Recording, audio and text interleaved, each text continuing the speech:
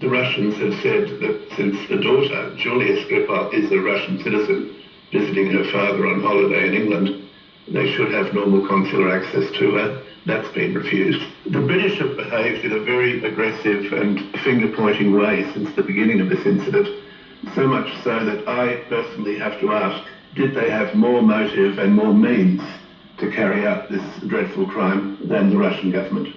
So you're suggesting that there could be some justification for Russia's suggestion that Britain, organised this as a deception? What is the evidence for that? There's more evidence for that than there is evidence for arguing that the Russian government poisoned Skripal.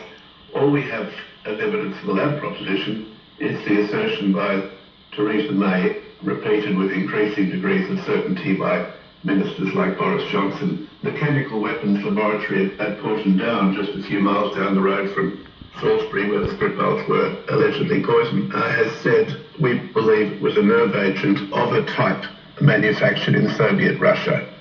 And that's all that Porton Down is prepared to say at this point.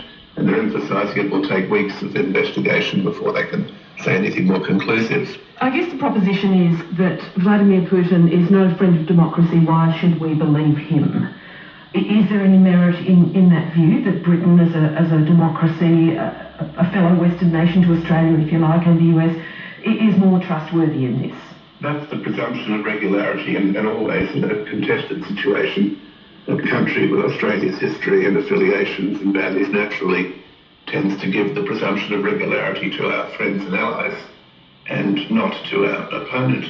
But I come back to the question, where was the motive and where were the means? There's no evidence of Russian means, and certainly that the idea of Russian motive does not add up, because why would they, on the eve of their presidential election and with the massive Soccer World Cup just a few weeks away, why would they, first of all, attempt to kill the Skripals? Secondly, do it with a weapon that can so clearly be traced back to a nerve agent which originated in the Soviet period in Russia? I mean, it looks to me as though logically they have been set up in a false flag operation to make it look as though the Russians are guilty here. Is there any way to now step back from this?